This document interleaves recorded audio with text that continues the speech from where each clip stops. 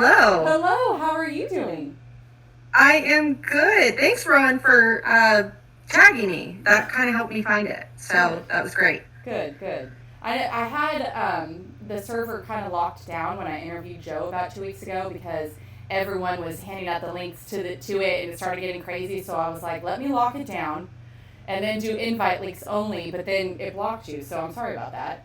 Um, No, totally fine. Totally I'm fine. still learning all the Discord fun and how to navigate it all as well. So. Yeah, I'm pretty sure this isn't even the right account. Pretty sure this is the author guest. But you know what? I'm just gonna go with it and then figure it out later. We're here. It's working. Let's not test the tech gods, right? Like we'll just Right. roll with it. So how are you doing? Are you excited for New Orleans? I am so excited and like a little nervous, to be honest with you. Yeah. But I'm excited. It's good. Yeah. How about you? When do you get in? Do you get in Wednesday, Thursday, Friday? When are you coming? I get in, what is it, Thursday? Thursday's the 30th, right? Yes. Yes. Mm-hmm. So I get in the 30th. Nice. Yeah. I'm Same. excited. Yeah, it'll be nice. I've been talking to everybody. I was just telling Rowan it's gonna be nice to have like Thursday before all the events start, because Friday, Saturday, Sunday is we're just busy. Oh, yeah. So Jam packed. yeah, Thursday will be a lot of fun to be. But then, like I was just saying, it's like, but then we're getting in Thursday, and I have people already being like, "Oh, let's meet here. Let's go here. Let's this," and so that's already filling up. But it's gonna be fun. It's gonna be a blast. Oh, my God. I'm ready for it. Yeah. I still have not planned my outfits. Oh no, I was Um, just gonna ask you that. I was gonna be, hey, do you have your outfits? no, I was going to ask you. I'm last minute person, so Oh, it will be probably the night before that I start packing, and I will probably just throw in five different options, and that's how I end up with a bag that is overweight. that's typically what I do too. And everyone told me this time. They said I was speaking with Brenna, and she goes, write down all your outfits for every day so that you don't overpack. And I'm like, wow, you're a planner. I'm not. I'm typically exactly like you. I'm like, throw it all in there, and we'll figure it out on the day of. So Yeah. No, Brenna is type A. I can be, but definitely when it comes to packing, I'm just gonna be like, um, this might work, this might not, exactly. and whatever happens, happens, and I'm just gonna have to own it. Yeah. So, yeah. The Are only you wearing a disguise or anything? for the masquerade ball and the what is it for the VIP parties, I did plan outfits. So I that's what I am pulling my hair out with. I found a dress, and it was all last minute because everything's last minute for the masquerade ball, and I was so excited because I got it half off, but the zipper was broken. So now I'm having to transform the Oh back, and no. I was like, okay, this will be an easy fix. I'm gonna replace the zipper halfway, and then do like a corset back, and it's becoming like more of a hassle than I thought, especially like right before we all fly out. But hey, it's gonna be whatever it is, and it's gonna be fine, and it is what it is at this point. I'm trying not to stress it. What kind of dress did you pack? So I have for literary character night, I am going as Tinkerbell because everyone was like, "You should go as Tinkerbell" because of my Peter Pan retelling.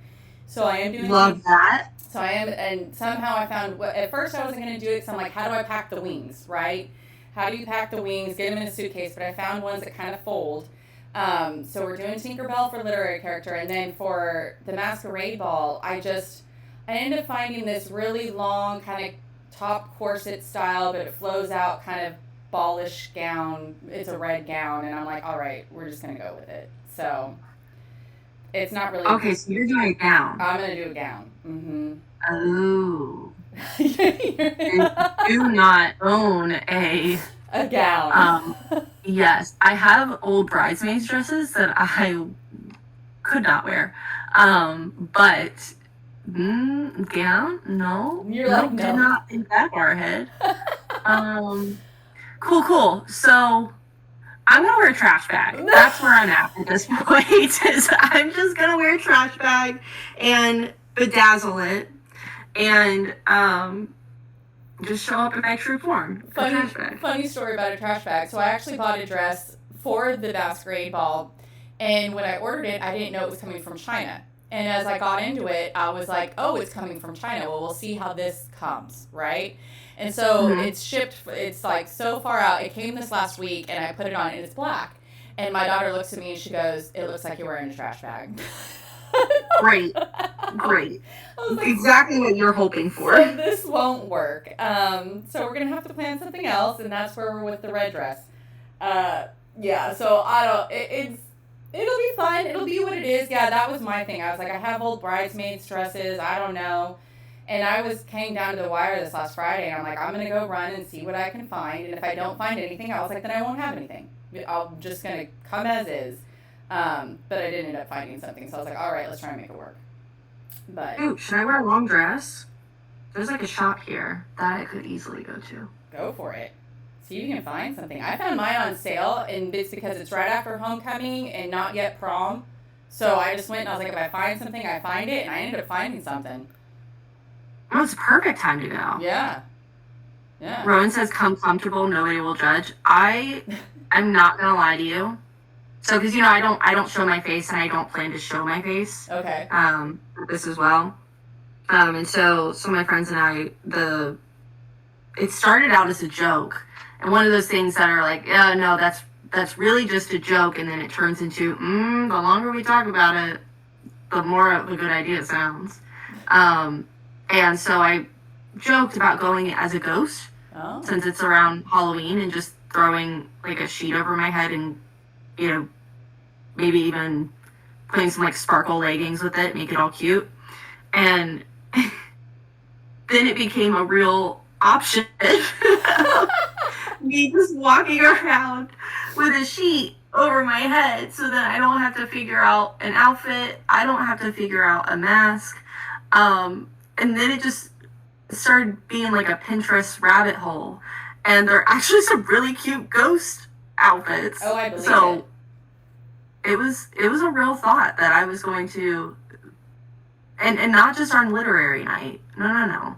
This was going to be the outfit for the week. For the weekend, like the masquerade ball for our author's foray. Oh yeah, the show. I was just going to be the one ghost. Oh, I love it. That's hysterical. Yeah. So, well, now everyone will know the ghost. You are the ghost. So that's crazy. So, are you going to do a ghost, or are you actually going to dress up and go incognito? So I did not plan any of this. So it's going to be whatever I find in my closet at this point, and just throw on. The ghost was very tempting. But the problem is with being the only ghost is that if I'm trying to hide myself, I'm really just bringing more attention to myself. Very true. Very true. Oh, that's funny. All right, well, let's get into some questions about you as an author, because I want to learn some more about you and everything, especially since before we meet, and if we meet, because now I'm like wondering, well, will I even recognize you, or are you going to be I'm going to introduce myself and things like that. Absolutely. I will probably see you before you see me, and I'll come up and say hi. Okay. Well, I love it. So I kind of snooped a little bit on you, and went to your website and everything like that. So it says that you grew up loving magical and paranormal. Did you read a lot of those kinds of books growing up? And what parts of the magical and paranormal, I guess, attracted you as opposed to just regular fiction? Sure. I think as a reader, I loved the world building and immersing myself. Gail Carson Levine, who wrote Ella Enchanted, she's well known for the Ella Enchanted, but she's written some wonderful young adult books that I still think about to this day. But she's got tons of them. So she was really my first introduction to fantasy. And from there, the Twilight became a big thing. That was around the time I was in middle school. So add the fantastical piece and the romance, and you just had the perfect mix for me. Mm-hmm. And then, so that was, as a reader. And then as a writer, I think I like that there's no rules with fantasy. Yeah, I can see that.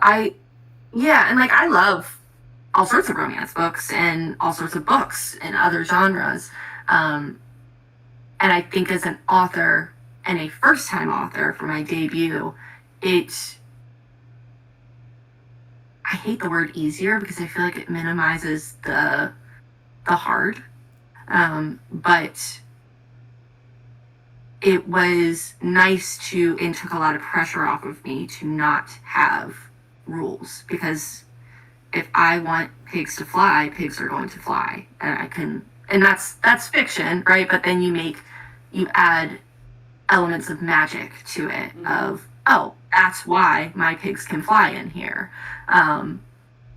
So yeah, that's probably what attracted me to it and what made me want to write it as well. Yeah. But the same reason everybody else wants to read it is the escape. Yeah. Yeah. I was the opposite. I started writing normal. Normal. I don't want to say it. The normal sounds so weird. You gather my point. Like, just regular fiction in everyday life. And so then, and from that, I went into the fantasy world. And it's really kind of hard to leave because exactly like you said, like if you want pigs to fly, they can fly. If you want people to have magical powers, they have magical powers, or they can shift, or they can this. And so it opens up a whole new world of possibilities that aren't there in just every day. We go to work, we come home, we make lasagna, we put the kids to bed, and then we do it all over again. And that's what kind of attracted me to it, because your imagination can just go, it's limitless. But I was the opposite. It was daunting to me at first because I was like, how am I had never written it. I had never really read it, unlike you. So it was like, ooh, how do I do this?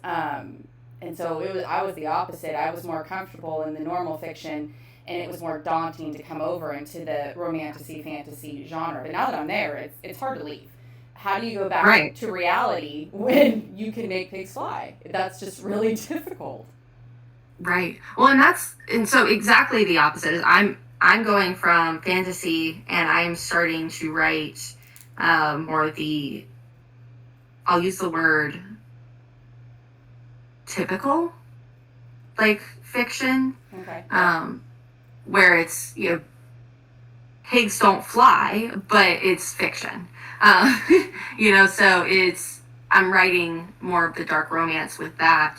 And it's been interesting to be like, oh, I can't just make them do whatever I want. I mean, I can, but I have to have a reason behind it other than just, because that's just the world. Yeah. Or that's just because of the magic. Like, so it's kind of like a puzzle. I'm liking it.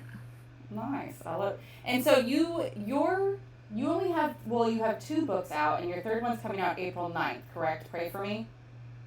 So Pray for Me is that the April 9th date is actually a placeholder. Okay. Pray for Me will be out this year. I just haven't released the date. Got it. Okay. And so, but the 2 in the Hunt series before that is Come For Me 1 and Come For Me 2, and those 2 are out now.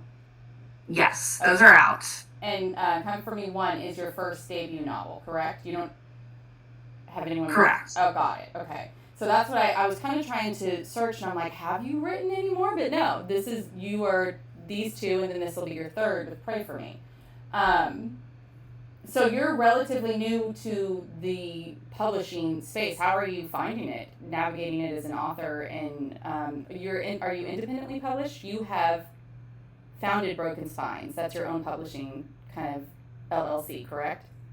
Yes. Okay. Yes. I am an indie author.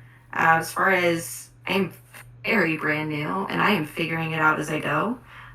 Luckily, there are plenty of authors and other colleagues that are happy to answer any questions, and tons of research and just navigating what I can. And the best part is that I get to be my own boss with it, with Broken Spine. And so if I do something wrong, the only person who's upset is me. So, yeah, it's been wonderful. Truthfully, I didn't expect things to blow up the way they have. And I'm really grateful. And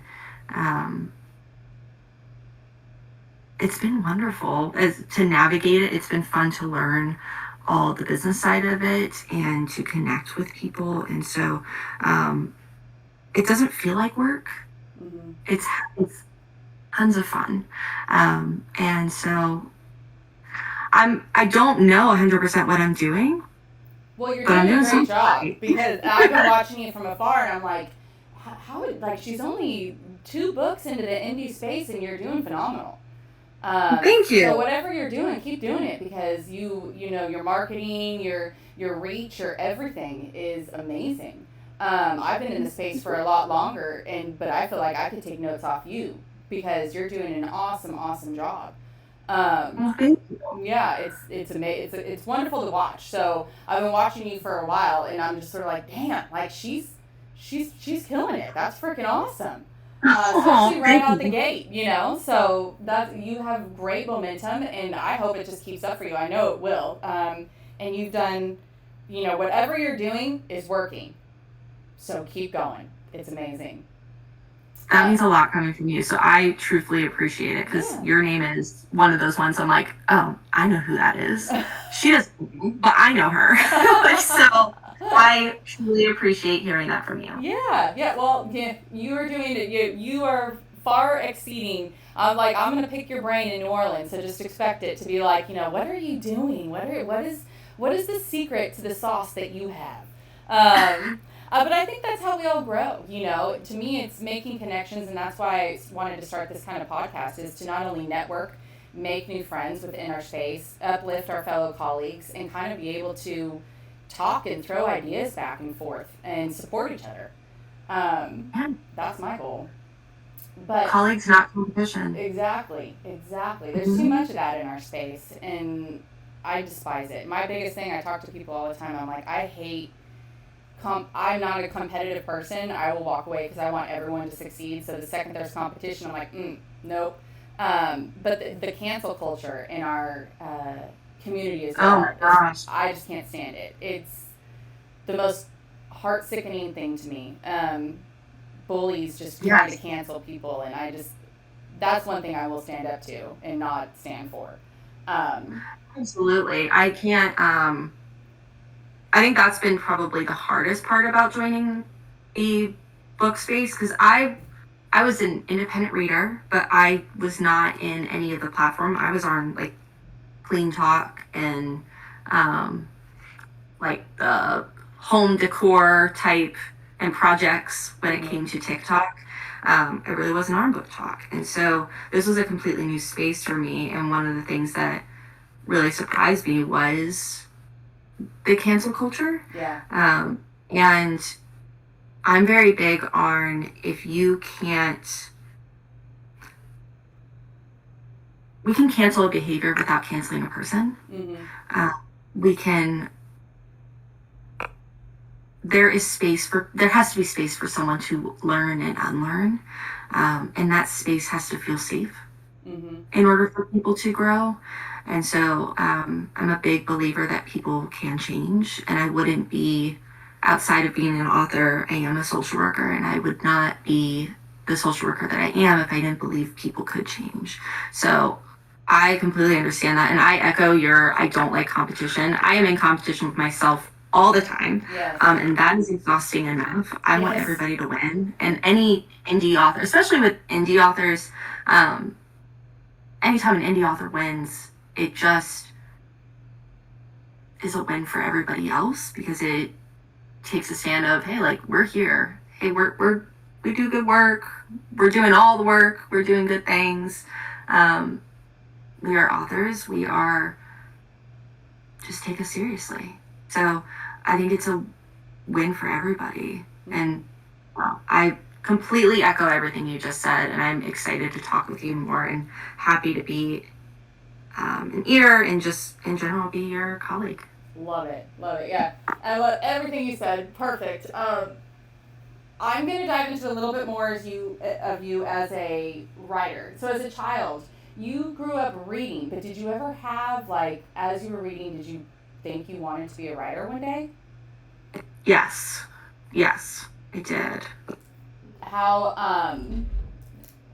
How did you go about, I guess, starting your first novel then? Like, when did you decide, okay, this is time, I'm gonna try and put my words to paper and really kind of embrace this dream?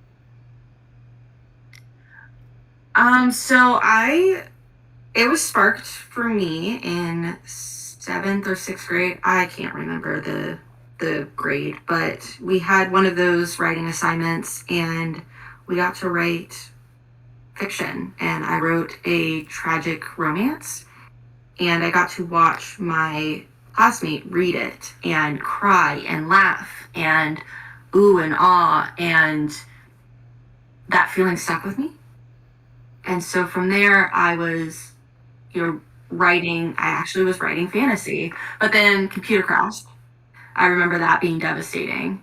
And from there, it just kind of was something always on my bucket list of I want to be able to say that I wrote a book one day. And that's what this was, is it was an escape that I wrote. I needed an escape in the place of my life that I was at. And so I started diving into this world and kept writing. And by the time I was done writing, I had a book. And it was a bucket list. I did not expect things to blow up the way they did. I know I just said that, but I'm still shocked to this day. So yeah, that's kind of how I got into the writing. Yeah, I love that. For me, it was kind of the same. It's that outflow of catharsis that you see experienced in other people, like when they leave a review for you and they're crying, or like that's all. If my words touch someone, I always tell everyone I've done my job right. And so, and I think that what you said too is it's really true. I wrote my first book when I was going through a really hard time in life, and it was my outlet, my escape. And I wonder if that's maybe a trend with other authors. I'm going to have to keep that in the back of my mind to ask people. Because maybe that's a trend with all of us. It's like, oh, we put our words to paper and it gave us an escape and a story came out of it. I don't know. Yeah. Well, I was also consuming a bunch of fantastical romance books, and I mean, it was just constant, like a book a day. And I was like, oh, these are so many. There were so many great aspects to books. There were great books, great stories, and I just wanted to mash them together. And I was craving something, to read something that I could not find. And that's not to say it's not out there, but I needed it. I needed that instant gratification. And so I just started writing it, what I needed to read, and truthfully, that escape ended up also being just helpful. So yeah, I'm sure plenty of authors have had that same experience. So I think it's a coping skill. I forget who it is, but there's someone who has a very famous quote. It's like, if you can't find the book that you want on the shelf, write it. Yes. And I think that's a lot of us and what we did. I know that that's what I did with my escapism series, is I went ahead and wrote it. So hopefully you all can't hear that. My husband decided it's the perfect time to mow the lawn. So wonderful. Of course. You have to yay for husbands. Yeah. So what would you say is your favorite part of being a writer? Is it escaping into the worlds yourself, or handing those worlds over to the reader and letting them experience what you wrote? Honestly, it's connecting with people. Okay. About the book. It is. So I have, as you know, I have my street teams, Pack and the Rogues, and they are everything for me. I mean, some of them have been there since the very beginning, since before my first book release, and it's the connections and hearing people's reactions, which is the whole reason I started writing, is I get to watch people's faces and in their videos or whatever they post, and I get to be like, wow, they're crying because something I wrote, like something I wrote moved them. That's my favorite part. Yeah, and mine too. Like I said, it's being able to touch other people. If my words touched someone else or helped someone else, I always say, even if I never am like a famous, super famous, author, then I've done my job. I've done enough. So definitely agree. So what does Yeah. your family think of your writing? So I've had maybe one person in my family who's actually read it. But everybody else is kind of like, I want to buy it. I want to support you in every other way. Um, they think it's amazing that I've written a book. I actually kind of didn't tell them for a good bit. Like, really, no one knew. Okay.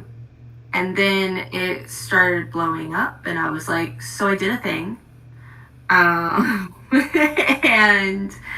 this is why I've been busy. And they were kind of, they were surprised, but extremely supportive. Yeah.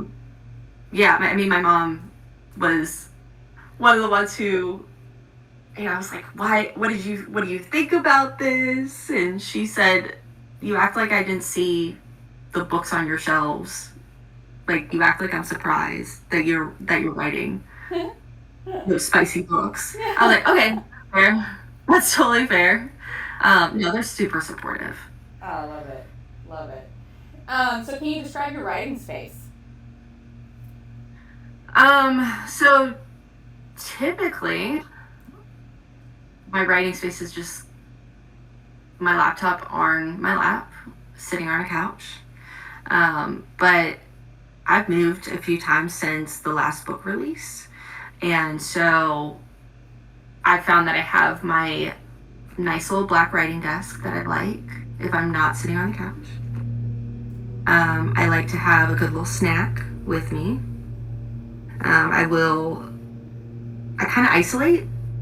Not kind of, I do isolate. I'm not on social media as much during those times. I am not going and hanging out. I really have to isolate and immerse myself into this world. That's what works for me. And I always feel so bad because I love connecting with everyone and I have FOMO and just want to know what's going on. But I isolate, I find my comfy spot, and I just rot. Yeah. And I love it. I love every second of it. I'm an extrovert when I need to be, but when I'm writing, I introvert hard. Even my family says it, like my husband.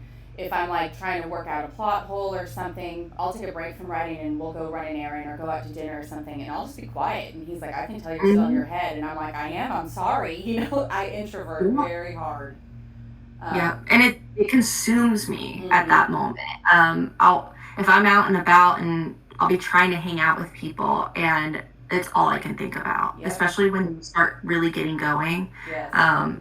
I'll also write down all of my word counts on Threads. It's not all I really use Threads for, but I'll put my word counts up there just to like let people know, hey, this is kind of where I'm at, and for the accountability portion for me. But the isolating, it was, especially writing Pray For Me, it was really hard because everything was blowing up for Come For Me 1 and 2 for the audiobooks at that time, and I was like, I gotta write this for their book. Y'all are gonna be wanting it, so I gotta focus. Yes. But I missed everybody completely. I do the same. I do the word counts, kind of like here. I'm still alive. I promise.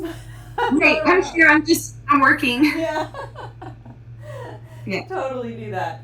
So, how do you handle moments when inspiration might seem kind of hard to find or you hit a writer's block? I don't force it. So, I truthfully don't force myself to write unless I am up against someone else's deadline. Same. Yeah, like other than that, I write what I can, and then I don't force it because I don't ever want to not love it. Mm-hmm. That's my fear, is that I'll fall out of love with it if I ever make it feel, it is a business, but if I don't want it to ever feel like a business. I want it to remain a coping skill and something fun that I do. I want it to always feel like a hobby because that's what it started out as. So I just don't force it. I'm saying, if I force it, I can sit at my computer for 3 hours and get 1,000 words in. If I don't force it, I can sit at my computer for 1 hour and get 3,000 words in. So Yes. yeah, and so I don't do it either. And since I've learned that about myself, I don't stress the times when I'm not writing, because I know when it does hit and I go Mm-hmm. introvert, like that's just where I'm at and it's flowing and we're there instead of trying to force it. Yeah. Well, and that's why so you asked about my writing process, and that's why I always take my phone and I'll record voice memos about what I want to write later. And I just let it kind of hit me. Yeah. And then I'm not rushing to type on my phone or anything like that. I just talk it out and let the inspiration flow. And then I go and write it. I'm like, oh, yeah. Oh, I remember that. So that's a lot of my consistent writing process is just don't force it. Yeah.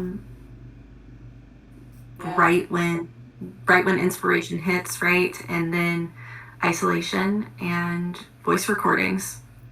Yeah. So, well, in that then, so do you do research for your books? Or how would you do, so are you more of a planner, or do you, what is it, a pantser?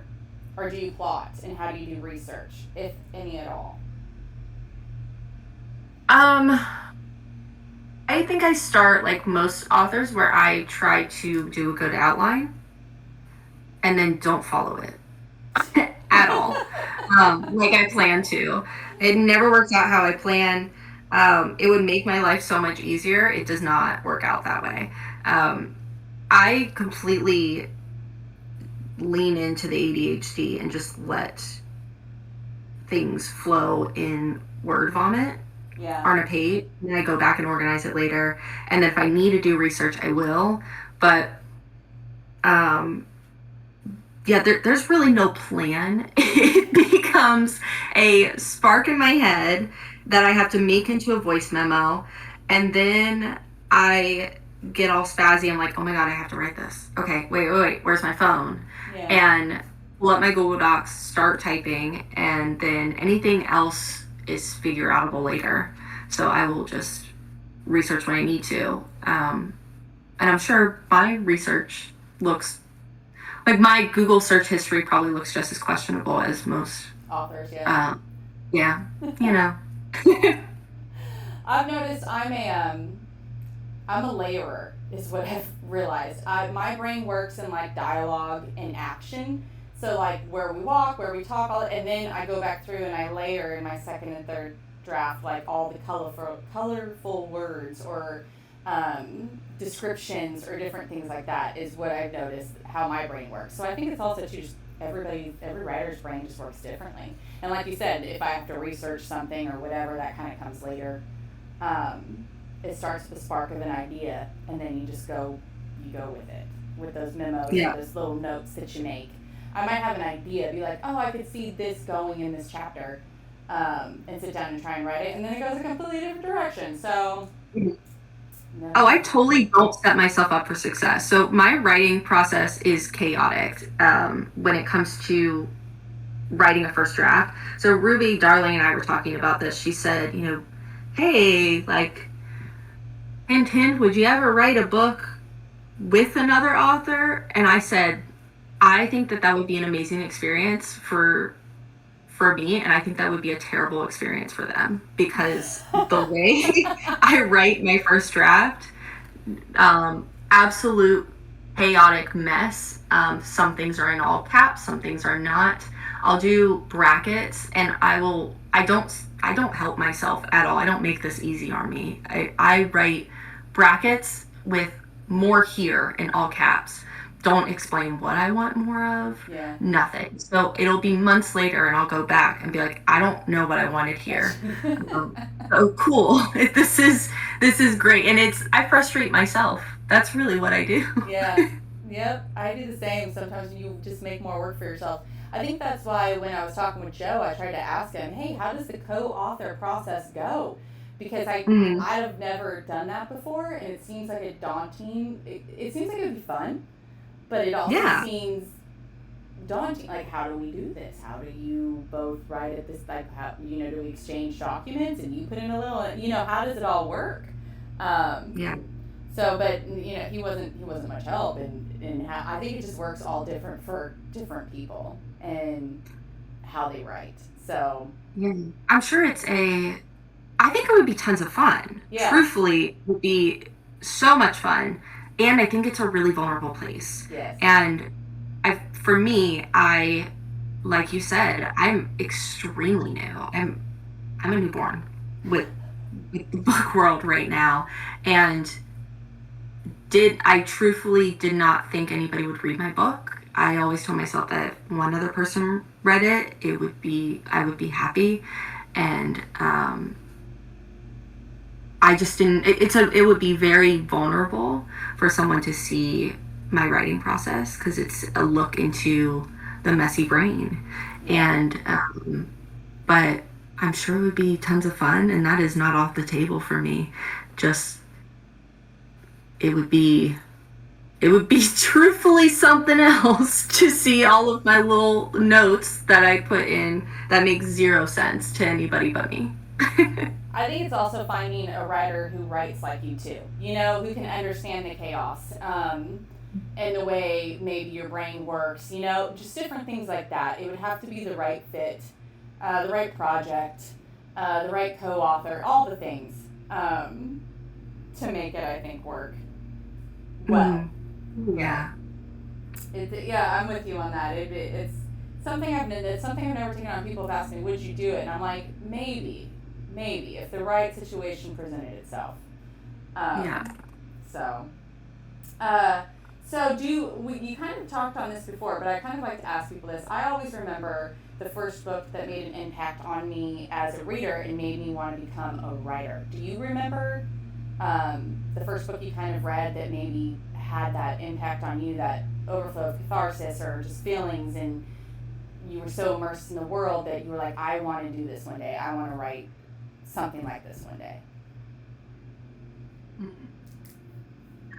I don't think there was ever just one that I was like, this is it, like this is why I want to write. But I had read a few books that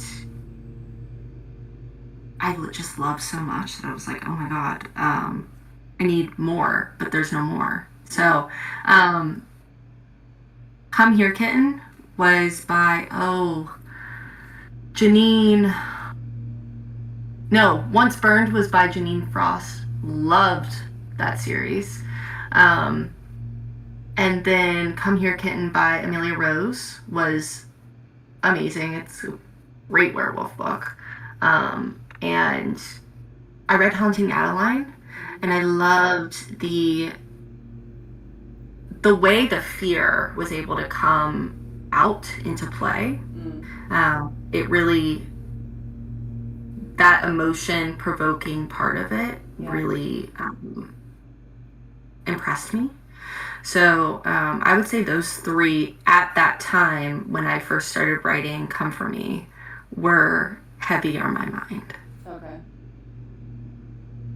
So is there a genre? I know that you said that you're kind of dancing around more the dark romance genre. Is there a genre that you haven't tried yet that you want to try that's in your future? To write or to read? To write.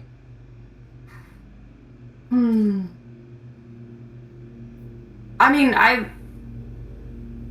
I'm definitely sticking with the romance part of it, but I am actively writing a dark romance. It's looking like a trilogy. Okay. That's kind of where it's landed, but I mean, they keep changing it for me every single day. So, but I'm really excited for that one. So that would be where I'm going at with next. As far as the paranormal and dark romance realm, that'll probably be kind of where I stick to. But I mean, nothing's off the table as things spark. Tragic romance. I've got one of those that are a work in progress, and as well as a kind of more of a rom-com as well. So, there are other things that I want to write that just whatever I'm craving during that time. Yeah. I feel you. I was mostly dark romance, and then I took about a year off from writing, and I came back and I had all my ARC readers, and I hit them with a rom-com. And I don't think they knew what to do with themselves. Like, it was like, hey, I write dark romance, but here's a romantic comedy for you all to read. So here you go. here you go, a little palate cleanser. But I'm the same way. It's like I go wherever the mind goes, whatever I feel like writing next. So Yeah. yeah. Well, Brenna's asking how many work in progresses I have. So I've got we've got the Hunt series, which is I've already announced is going to be 5 books and a sequel, so 6 books total. Not sequel, prequel, and so we've got those, and then we've got the dark romance trilogy, and the tragic romance, and a rom-com. Those are the ones that are really sticking. That are, oh yeah, these are going to be a thing. There are plenty of other things that I've dabbled, but these ones have stuck, and I am committed to making them a thing. So let me ask you this. Do you work on several work in progresses at the same time, or do you focus just on one and try and get it done? I definitely focus on, I don't really focus on one unless there's a deadline. Like Pray For Me had to be done by a certain time, but I like a vacation. I like hopping in and out. I feel like it keeps me fresh, and the creative mind just is being fed constantly. So I jump through different worlds. So I was going from, when I was writing Pray For Me, I was also writing Ravenous at the time. And then once I finished Pray For Me, I was writing Ravenous, which is one of the dark romance ones that I had already announced a little too early, but that's all right. Then I went from Ravenous, and it sparked another book. And so then I started writing another book in that trilogy at the same time. Okay. So, yeah, I all over the place, just like my first draft. Yeah, I do about the same. I have some work in progresses that I started a while back, and they've just been sitting there for like 2 or 3 years. And I made the mistake of letting some readers read a little bit of them, and they're like, "When is this coming?" I'm like, "When they start talking to me and I feel like finishing it." I don't know what's going on. Right. It's like they have to tell me what's going on. I don't know what's going on, and it really is. You're just randomly walking somewhere. It's not like anything inspires you. Not all the time, right? It is just a random. It hits you, and I have no idea where it comes from. It's like someone just like threw a snowball at you, and it was just like, here you go. Yep. I'm like, oh, okay, I'll write it then. Yep. So yeah, I'm right there with you on all that. I'm currently searching for inspiration. I have, like I said, I have a couple that I could finish, but I don't know. I just don't know. I'm like a weird in-between spot. I'm in a funk as a writer, and sometimes I feel like that happens. So I don't know what's going to come out of me next. And then maybe that's part of the exciting process. I don't know. Maybe it's not exciting. We'll see what comes out next, and maybe we'll go from there. Yeah. So let me kind of look at my notes here, because we've kind of answered some things as we've been talking. When we talked about trash bags. We talked about trash bags. We did. Yes, I'm very happy to no longer be going in a trash bag to the masquerade ball. The jury's still out on mine. I could still show up in a trash bag. You could be dazzled that thing, and it'll be fabulous. You'd be the most fabulous looking one there. Oh yeah, I'm gonna rock it. Maybe I'll pack my trash bag dress for you, and Ooh. There you go. You can show up. Borrow your trash bag dress. See, that's friendship right there. There you go. So do you show anyone your work in progress as you're writing? Like, do you have alpha readers, or do you kind of just write it and publish it? Oh yeah, I have a consistent alpha reader that I love using, and she's mentioned in my first book. But I do use beta readers, and I will use alpha readers, and I get excited, and I am Michelle, who's here in the chat, will tell you I am the worst secret keeper when it comes to like my own business. Like I can keep anybody else's secret, but when it comes to my own, I get too excited and I have to tell someone about it. And so Michelle is usually on the receiving end of that, where I'm just like, I have to tell you what I just did. Yeah. Have to show you what I just wrote. So yeah, and I will bounce ideas off of people because sometimes when you're writing a series, and me, I don't know if you feel this way too, you, especially when you've written from one POV for so long and then you have to jump to the next one, it it's nice to hear someone else's thoughts of like, who is this character to you? Like, how does this character sound to you before you write their story? Mm-hmm. So I did that with Michelle for the next book in the Hunt series. Is I was like, I am trying to remember who he is. Like, I know who he is, Yeah. but who is he to you? How do you see him? And that was actually really helpful for me to bounce that off because I needed to be taken out of it. I was too in it. And so my pack in my street teams, like my pack, my rogues, truthfully, I check in with them and talk with them, and I do ask them, like, what should I do? Should I do this? Yeah, I mean, they're my rocks with everything. They're not just a street team for me. They are truthfully my friends, my colleagues. They are unpaid workers for me. I hate the word worker. I don't even like that. They are in the collaborative space with me. They are a team. Yeah, supporters. Absolutely. Yeah. Yes, through and through. Yeah. And I love that. That's a very smart idea. Who is this character to you? That's smart. And to ask your readers. I think that's, I'm going to have to steal that from you. Because, like, yeah, you get too close and too into a character. And hearing outside perspectives can help shape the next story. And I love that. Yeah. Well, Michelle was saying in the chat, she's like, it's a fun process with CJ. Sometimes I don't even need to speak. And I will. I mean, I'll call Michelle up and I'll say, I just need to process this out loud. And sometimes she'll sit on the phone with me for like a good hour and I'm just rambling and working through the plot. And then I'm like, okay, what do you think? And it's been extremely helpful. I do the same thing, and I have several people where I'll go ahead and I'll call them and I'll be like just talking through it, and I'll be like, oh, thank you so much, and they're like, thank me, you were the one just talking and you figured it out yourself because you talked through it for an hour, and I'm like, oh, okay, but I have to talk it through. If I talk it through, then I can figure it out, and so I have those people too where it's like, sorry, you just got an hour-long voice message from me as I'm trying to figure out this story, but we figured it out. Yeah. Well, Michelle will sit on the phone with me, and at the end of it, I will feel like I just rambled off a whole bunch of chaotic, unorganized mess.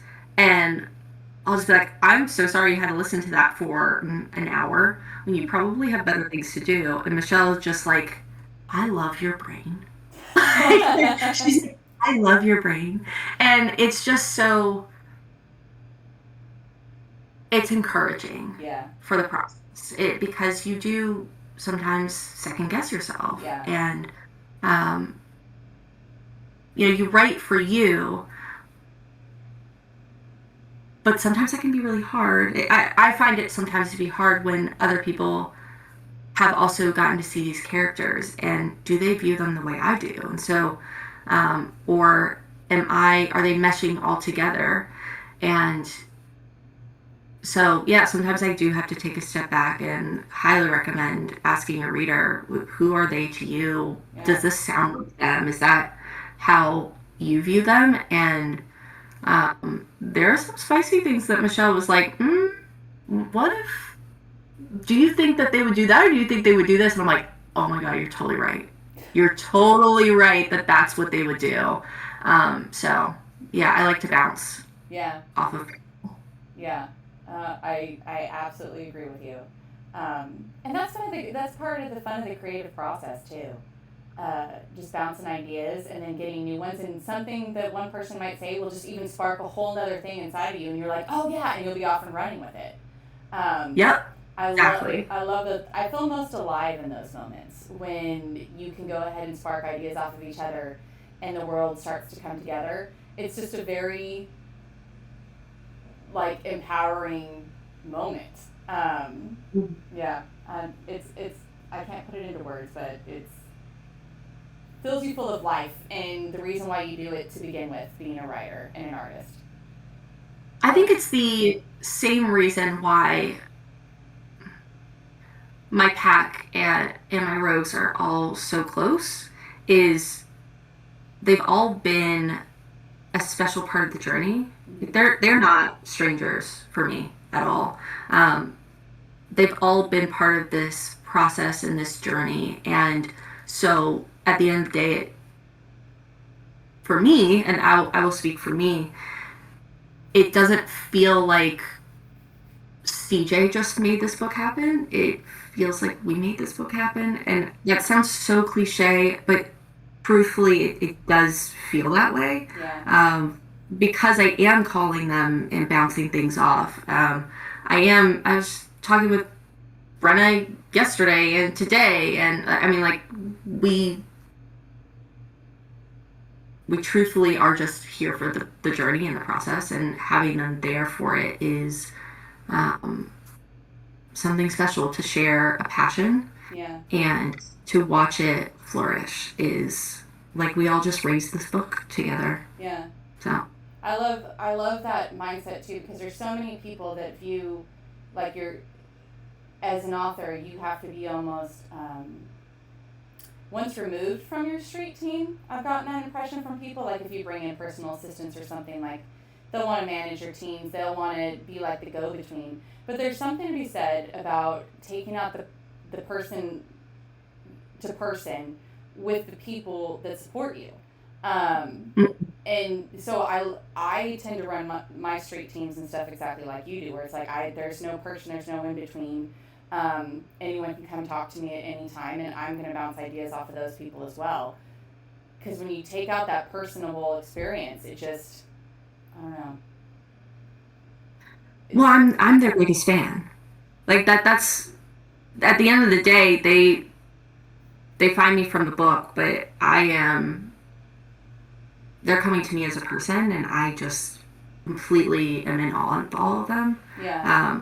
Also in this space, and they are narrators, they are readers, they are writers, they are influencers, and doing all the things, and so I get to watch their journey just as much as they get to watch mine. Exactly.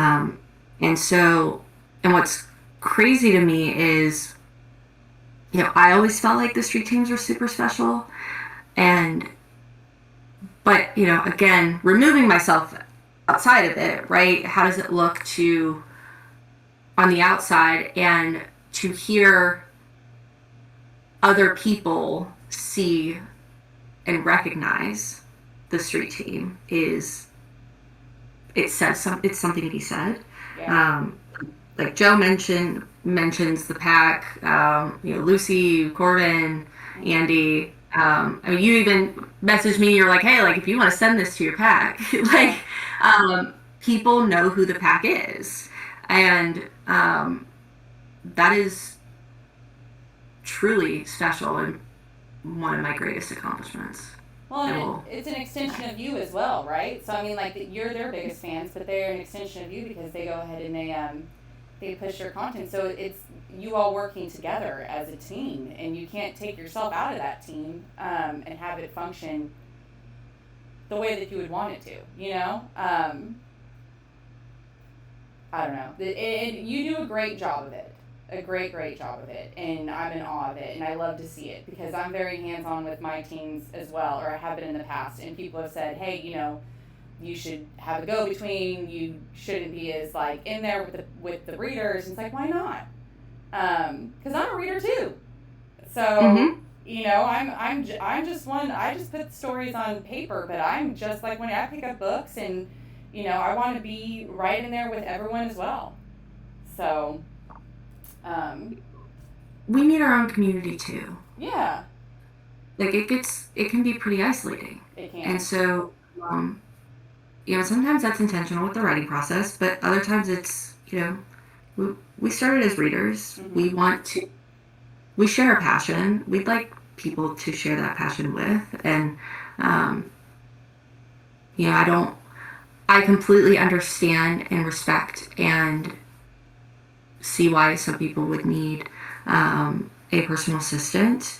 I haven't gotten to that point yet where I feel like I need to be removed.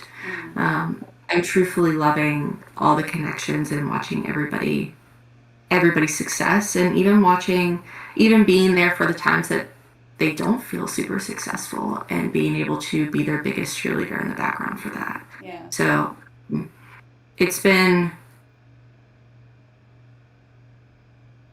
I could talk about the pack more than I could talk about my own book. I mean, truthfully. So I truthfully love them, and just so thankful and grateful for them. Well, not to sound ill towards anyone else, but it shows that your heart is in the right place. Like, it's with the readers, and it's with the people who support you. And that's beautiful. I love that. Thank you. So how do you, let's kind of switch gears here. Talk about how do you handle criticism or bad reviews as an author? So some of it is, especially because it's been my debut, some of it is just really helpful. Okay. I mean, truthfully, it is, if I want my books to do well, then you have to be able to take feedback and hear it. I also feel like when I got my first 1-star review, it felt like a rite of passage. I was like, cool. Like, I made it. So at that time, I think maybe like 5 people read my book. And I was like, yes. I mean, reading's so subjective. I mean, yeah. Okay. The way I look at negative feedback is either I look at it as, okay, this could be really helpful and useful for me to apply to the next thing that I do. It can also be, otherwise it just really doesn't bother me. I look at it as, because it's so subjective, it's about the same thing as when someone doesn't like puppies or chocolate.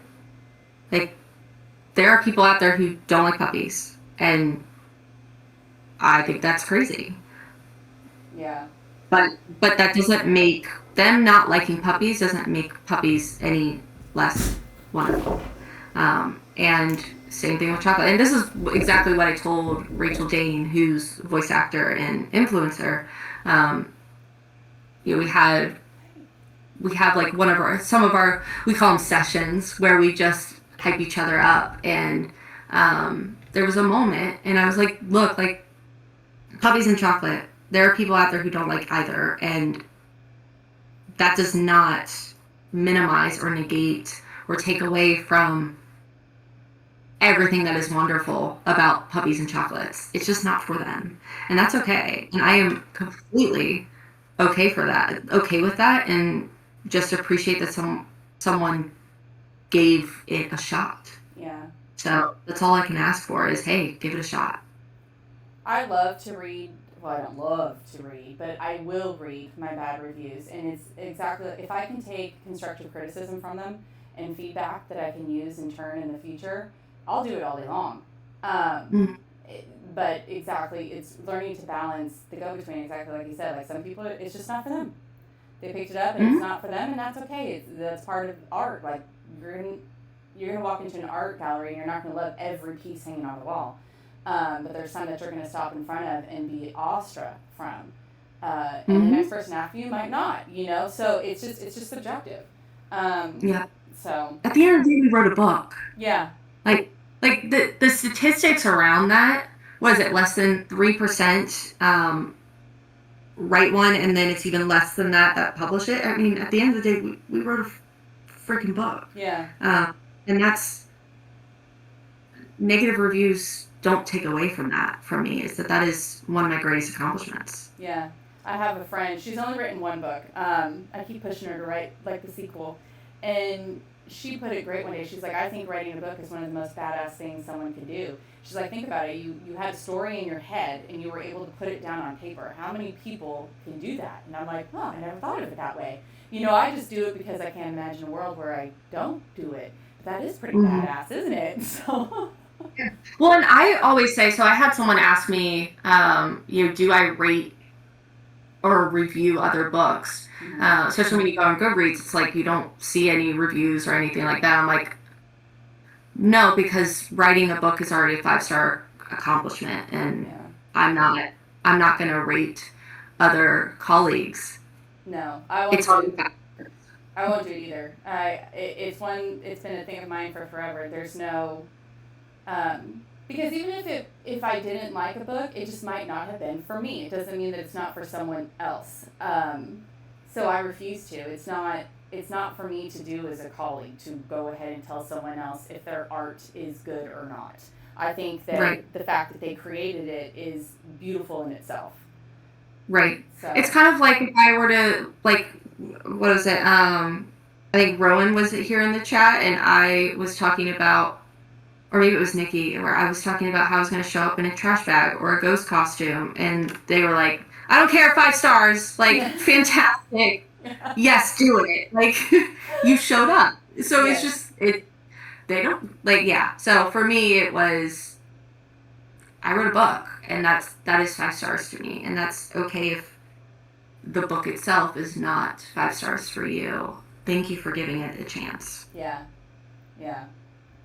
So how do you determine when a piece is finished? How do you determine, you're like, okay, I wrote this, I've wrapped it up now, it's ready?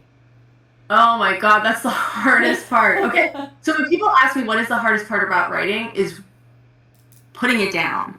And I think that's the, not downside, but the wonderful mess that comes with writing fantasy is that you can keep going. And I feel like that's why fantasy books are so thick usually, is because you can. Like, there doesn't need to be an end. I mean, there should be, but I could just keep going. So even in Come For Me, I sit there and think, I could do this. Yeah. Ooh, I could add this. And I'm still doing that with Pray For Me. And that's part of the reason I don't put out a release date, other than I like torturing my people with them not knowing and then being like, surprise, is I might not be done. Yeah. Like, Brenda's like, we know. But I just might not be done, and I never feel done. Yeah. That's probably why I don't really always go back and read my book after I've finished and handed it off to edits, because I might come up with something else, and that is going to be really hard for me not to pull it off the shelf and go back and rewrite. It's going to be really hard. So I'm doing a lot of my backlist. I am kind of I don't want to say editing, but kind of revamping, editing a little, because I'm pushing them all into audio. I'm in the process of pushing. So I'm like, well, one last time before they go to audio, let me read through it, and I do. I'm like, okay, I can add here, I can add there, I can do this here, I can do. And it's just sort of like, oh, damn it! Like, you can just keep going and going and going. And do you hear my dog in the background being all sick? Sorry, apologize if you. Yeah. With your dog? Was that your dog? Yes, I apologize if you hear him in the background. He is not feeling very well. But continue. I just wanted to put that out there, that I'm not over here actively dying. Promise. It's like my husband in mowing the lawn. You can't just count on it. So when you're trying to do a live with someone, it's just being quiet. Especially at noon. We're doing this at noon. I was like, hey, let's try something different. Noon on a Sunday. Now we realize, dogs get sick and husbands mow lawns. So maybe later in the evening is better. Right. Continue. Sorry. No, you're fine. So after you finish a manuscript, do you immediately start something new, or do you take a break? Or is a break even with all your work in progress? You just sort of bounce around?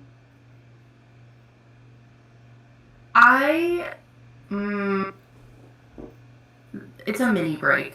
Like, very mini. I get the momentum going, and I'm like, okay, finish that one, but that's gonna come out, and I'm gonna need to write another one. So I I really don't take breaks. Let me be honest with myself here before Michelle calls me out. I really do not take a break. I don't know how to do that. I'm not very good at stopping. Now, you work full-time too, right? I do. I work full-time, and I pretty much just come home and I write and all the things, yes. Yeah, I was going to ask, how do you balance that? Because I'm the same. I'm not a full-time mom. I work full-time, and I've got 3 kids. So it's a lot of a juggling act for me. So how do you juggle it all? I have no idea how you juggle it all with 3 kids, a husband, and time for yourself, full-time job, and writing. Have no idea how you do that, so kudos to you. We do what we can. I don't have a process. We just do what we can. Yeah. I liken it too, like I said, like I can't imagine not doing it. So it's early mornings, it's late at nights, it's in between running the kids, getting home from work and then going and picking them up from cheer or football or whatever the case may be. You just get the words in when inspiration hits, because I can't imagine not doing it. So yeah, kind of the same. So what piece of advice would you give to inspiring writers, people who are just starting out? The advice that I typically give is you need to fall in love with the book first. You need to be your book's first love.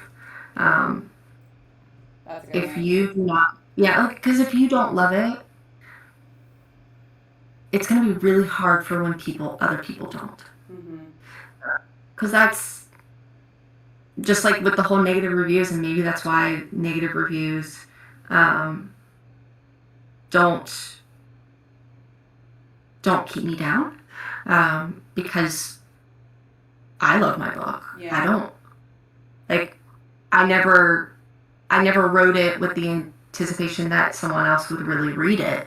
So I am okay with being my book's first love, and like that is my advice, is that you need to be the first one to love your book. So when they say write for you, that is what I mean, is write what you love. Write a book that you are going to fall in love with, so that none of the other noise matters. Like, I heard Joe talking in a live recently, and he was saying, you have to love what you do and put out the art that you can create at that moment in time. Everything else is commerce. And if you're doing it just to turn a profit, you're going to hit burnout. You're going to be taken down by those bad reviews. The whole process it's daunting in itself anyways as an independent author. There's a lot more that goes into it than people realize. So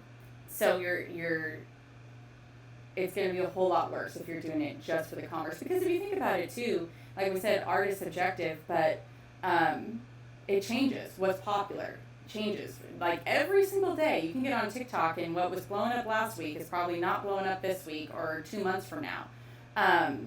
So write from the heart, love what you do, and let everything else go, I guess. Yeah. And that's a good point too, is when people ask what's the hardest part about being an author, is it doesn't ever feel like you can keep up. No. It doesn't feel like I can write fast enough. It doesn't feel like when I am on social media, I'm thinking, oh, I should be writing. Yep.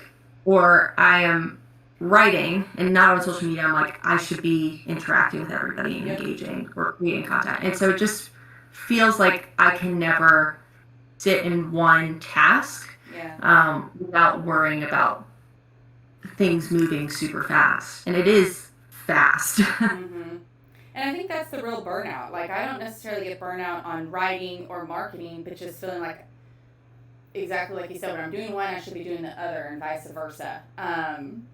Or that I'm not producing fast enough. Like, you got to produce it. You have to put one out after the other. And then that's when you get into the whole, like, it's commerce, it's not art. Like, it's, learning to take a pause and a break as an author is very, very difficult, especially in an indie publishing space. Yes. Where there's so many independent authors publishing every single day. And is something that I've tried to teach myself over the last year or two, that, hey, your true readers, they're going to stick around. They're going to read your work. Even if it takes you 6 months, 8 months to put out the next book, they're going to be there. So don't get wrapped up in the dollar signs, even though it's difficult because we need those dollars to keep producing. But, go ahead and just make those connections, do the networking, write the stories, and the rest will follow. Hopefully. Yeah. So, but it is daunting. And having people in your space that you can talk to and bounce ideas off of and network with is, I think, what makes the biggest difference. Absolutely. Absolutely. And it is hard, but I wouldn't trade it. No. Wouldn't do anything different. It's a satisfying type of stressful. It's kind of like when you get a puzzle and it is driving you crazy.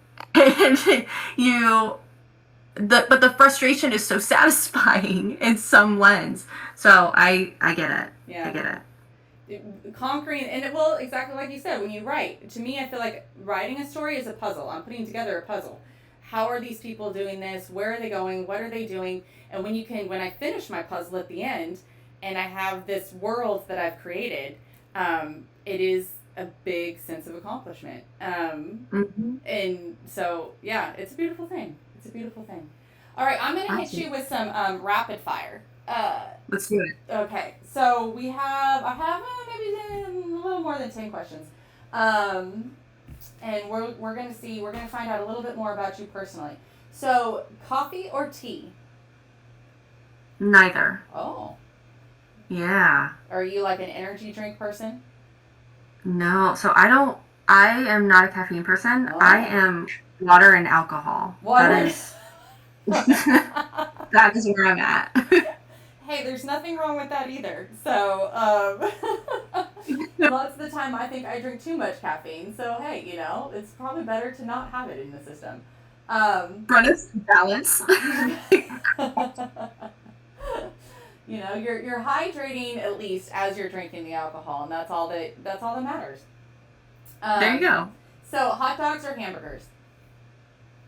Oh, hamburgers. Hamburgers. Summer or winter? Summer. Summer. Okay. Morning or evening? Oh. I know I'm not supposed to think. I don't. Sounds like you're an afternoon person. You're a neither. Honestly, maybe, but I like a good morning. I'll say I'm good morning. Okay. Cats or dogs? Dogs. Dogs. Salty or sweet? Oof. Salty. Salty. Texting or talking? Talking. Are you a voice memo person? I'm more of like a phone call. Okay. Like I wanna. I'm queen of voice memos. Like I'm the person that can leave you like either a 40-second voice memo or like a 15-minute one, and you'll be like, damn it, like, like enjoy your ride home as you listen to my 15-minute voice memo. So I do the in between of the talking and texting. Yeah, I love a good phone call. I love the interaction. I can sit on the phone in silence with someone and be completely happy. I have not conquered that skill yet in life. That's a good one though. That means you have a good friendship when you can sit in silence with someone. I don't think you have time to sit in silence with all the things that you've got on your plate. It's very rare that I sit in silence. Yes. But that's okay. I tell everyone there's going to come a day when I don't have kids in the house. Right now they're all teenagers, so they run me crazy back and forth. But there's going to come a day where they're all gone, and then it's going to be too quiet. So I try and focus on that. Really loud. That silence gets really loud. Yeah. I get it. Yeah. So city or countryside? Oh, countryside.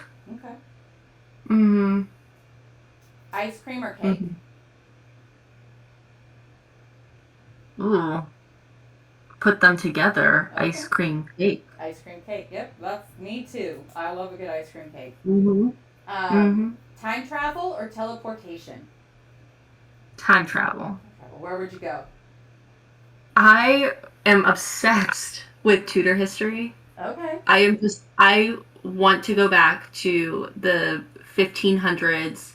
I don't want to stay very long. It doesn't sound like a great place for me to be, but would love to see all the kings and the queens and all the dresses and all the balls Yes. and all of that. Yeah. Yep. I love it too. So pet dragon or pet unicorn? Dragon. Dragon. Heck yeah, get me a dragon. So a rewind or a pause button? For life? Mm-hmm. Ooh. Do I get to change things in this rewind? Oh, that's a good Or question. am I just playing things back? I don't know. That's a good question. I've never had someone ask that. I don't think I want to rewind. I think I'm one of those people that I hear it, like, I'll play back scenarios over and over and be like, get that secondhand embarrassment. Yeah. But really, it's just me seeing myself. Yeah. So, pause. Pause. Okay. Mm-hmm. I like that. Rowan says pause for thought. I could use that. I could use the moments where I can't think clearly to pause it and find my thoughts and my words. Yeah, that would be good. Would you rather be invisible or fly? Invisible. Okay. What would you do if you were invisible? I would be very nosy. I would go and probably listen to conversations. Yeah. What's going on with your all's life? I would be very nosy. Absolutely. What's really funny is my husband found our old high school yearbooks, and he found our senior yearbook, and he sent me a picture the other day. We're like, obviously the yearbook, they were walking around taking pictures of people and asking questions, and it was me, and I totally forgot about this, and they had asked me, it must have been a question kind of like this, like what would you do, or what if you had a superpower or something. And I actually said, quote unquote, I want to be invisible so I can listen to boys' conversations and hear what they talk about. And that's in my high school yearbook, so. Nice. I guess I chose invisible too once upon a time. To obviously listen to boys' conversations. Now that doesn't seem so flattering, or what I would want to do, but hey, once upon a time. Yeah. So the next question I have is Coke or Pepsi, but you said you don't drink caffeine. So do you drink soda? I do not drink soda. Okay. Mm-mm. Okay. So then scratch that one. But it would have been Coke before I stopped drinking caffeine. It would have been Coke. It would have been Coke. Okay. Mm-hmm. So tattoos or piercings? Tattoos. Tattoos. So in a game, truth or dare? Oh, I'm doing truth. You're doing truth. No dare. I am not daring. I am not daring. Nope.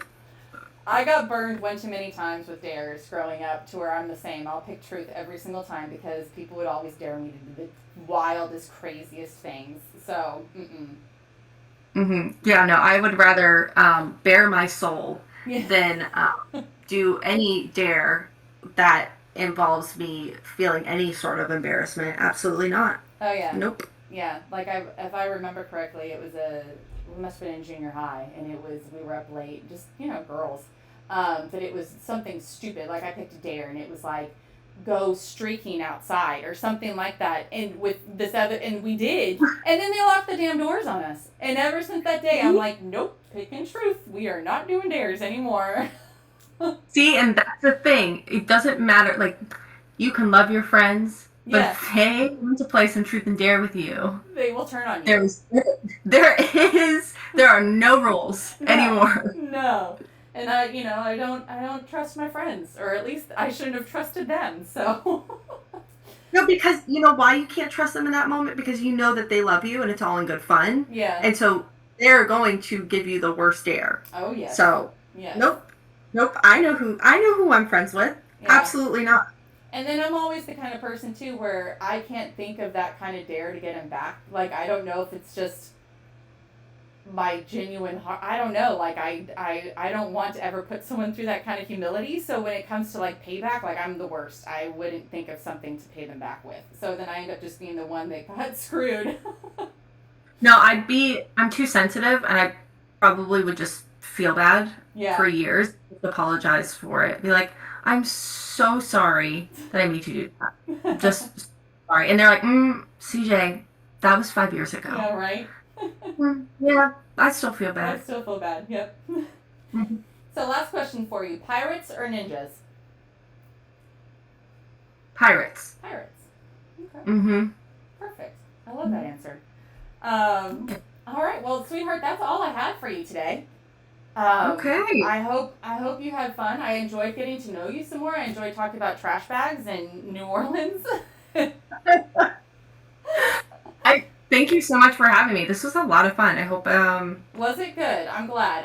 And I know that we talked about doing it months ago, and then life just got crazy for me. And so I was like, I'm gonna start doing this again. It's like I gotta reach out to CJ, especially before we meet each other next week, because I wanted to get to know you a little bit better and at least talk to you before the chaos of New Orleans ensues upon all of us. yes, I'm so glad that you reached out to me, and we'll most likely be talking plenty leading up to the chaos that is the wonderful chaos, let me say, that is next week. So it's gonna be a blast. It's gonna be a blast because you didn't go. No, you wouldn't have gone to last year in New York, right? No, I wasn't a thing. Yeah, I wasn't a thing. I was not born yet. I was not a newbie author yet. I was not born. Well, now you are, and now you're going to be there, and it's going to be fabulous. It's going to be so much fun. We had so much fun last year, and I can't wait for this year. Like I keep telling everyone, it feels like going back and like a family reunion and getting to meet new people too, like you, that we get to welcome into the family and have fun with and make the memories with. It's going to be, like Brenda's saying, it's going to be amazing. We're going to have so much fun. It's going to go by too fast. That's what I'm worried about. Now I'm getting all excited. Okay. Thank you. It's gonna be amazing, and I think that you're gonna have an awesome. Are you coming with anyone, or are you flying solo? So I am meeting Michelle there, actually. So Michelle is going to be my assistant for the event. But yeah, we're meeting a couple of people from the pack. Yeah. There. Yeah. Yeah. So this is a fun little girls trip. It's exactly that. It's gonna be a fun girls trip. Like I told my husband, I was like, next year you're gonna have to come with me, and he's been hearing all like the voice, like me talking about it, moving up to. He's like, I don't know, this sounds kind of like a girls trip. I'm like, it totally is. Yeah, my partner really wanted to come, and I was like, this is a girls trip. I'm so sorry. Yes, I don't think that you'll enjoy it like I do. So. Oh, sorry. Yeah. Maybe next time. Maybe next time. I don't know if there'll be a next time. This might be my only one. Nah. There'll be a next time, and you'll be there, or you'll at least be invited. For sure. Yes, will I do it? I don't know. Yeah. I know. That's what a lot of us are talking about. Everyone's just sort of like, this is the second year in a row just done this on Halloween, and I'm kind of like, I don't know if I can leave my kids and my husband a third year in a row on Halloween. So it's like, we'll have to see if I can even make it next year. I'm hoping he kind of does it the weekend before or something. You know what I mean? I don't know. But we'll see. We shall see. Yeah. Well, thank you. Yeah, it was great talking to you, and I'm going to be talking to you, I'm sure, before we meet in New Orleans, and I will be seeing you in person in like 3 or 4 days. So. Oh my gosh. That'll be awesome. Let's go. I'm excited. I'm excited. Me too.